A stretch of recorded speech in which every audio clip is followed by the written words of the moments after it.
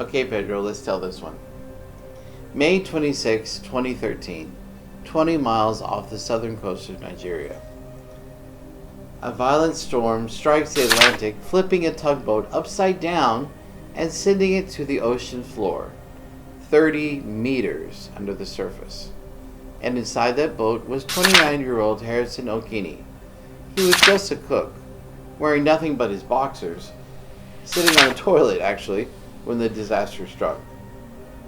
By the time the boat hit the seabed, Harrison was alone, in the dark, trapped underwater with no way out, and no one to come save him. This is the true story of how Harrison survived 3 days in a tiny air pocket at the bottom of the sea. A story of faith, fear, and the will to live.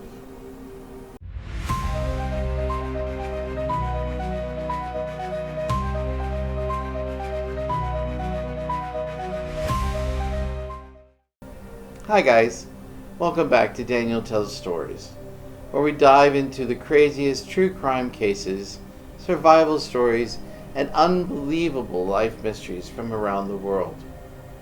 If you love hearing stories that keep you on the edge of your seat, make sure you hit that subscribe button, drop a like, and share this video. Because today's story is one of the most intense survival tales you will ever hear. It started as a normal morning. Harrison woke up, says his daily prayers, and then turned on the hot plates for breakfast, and then headed to the bathroom.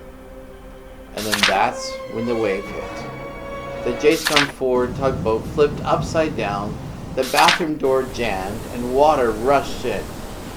The toilet struck Harrison on the head as he scrambled in the dark. He felt blood in his face before everything went black.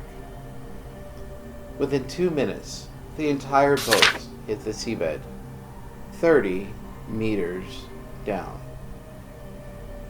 When Harrison finally forced his way out, he saw 2 or 3 of his colleagues struggling to open the watertight exit hatch. But as the water rose, panic spread. Harrison made a choice, which saved his life. He swam deeper into the vessel, away from the exit. The force of the water swept him into the second engineer's bathroom, and that's where a miracle happened. Because the crew always kept the cabin door shut to guard against pirates, some of the air was trapped. Harrison found himself in a small air pocket.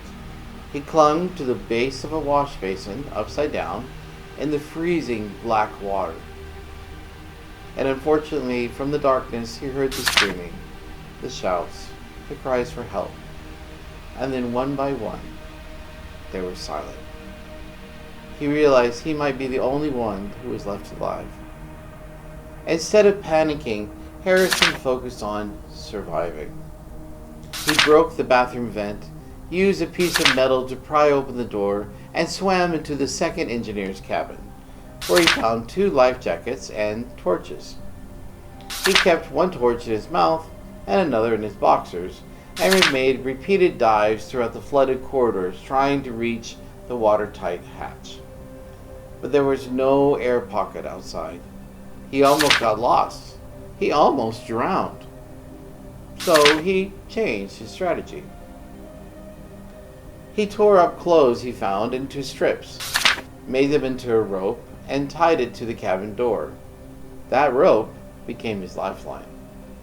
Then he ripped the wood panels from the ceiling and tied them together, creating a makeshift raft so he could sit above the rising water in his tiny little air pocket. For nearly 3 days, Harrison waited in complete darkness. He ate a tin of sardines, drank a single can of Coke, and prayed, singing church hymns to keep his mind from breaking. But the ocean wasn't done with him. Crayfish and tiny sea creatures began to nibble at his legs and arms. The salt water peeled his tongue and made his throat burn.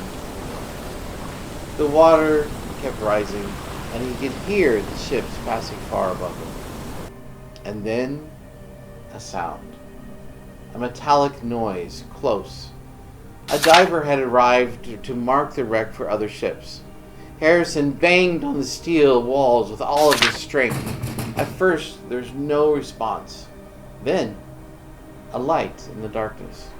The diver's camera recorded the moment. At first, they thought they found a body. But then Harrison's hand reached out and grabbed the divers. After 62 hours underwater, Harrison was alive. The dive team rushed him to a diving bell and then a decompression chamber, where he spent the next 3 days to prevent his body from going into shock. When they finally told him how long he had been underwater, he couldn't believe it. He just thought maybe he had passed a night, not 3 days. But when he returned home, the PTSD and nightmares began. He dreamt of drowning, carrying his wife to safety, and of flooding in his bed. But Harrison refused to let that fear win. A year later, his car crashed off a bridge and then went into a river, and he escaped, but then went back underwater and tied a rope to his car so that his car could be recovered. That was his turning point. He decided he would never let the fear of water win over him again. He trained as a professional diver. By 2015, despite his personal struggles and depression and separation from his wife, he completed his diving certification. Today, years after Jescon 4 sank, Harrison Okene is 39 years old, a father of 3, and works as a diver on oil and gas facilities, sometimes going as deep as 50 meters underwater. He said that this experience changed him forever, made him value life, faith, and purpose. When humans are close to death, he said, that is when we understand that we are all one. Harrison Okene's story isn't just about survival. It's about courage, faith, and finding the strength when everything else seems lost.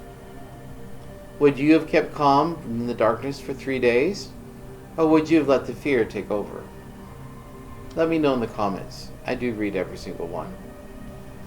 If you enjoyed this story, hit the like button, share this video, and subscribe to Daniel Tells Stories for more incredible true survival stories and mysteries that happen around our world. Until next time, stay curious, stay brave, and remember, fear only wins if you let it.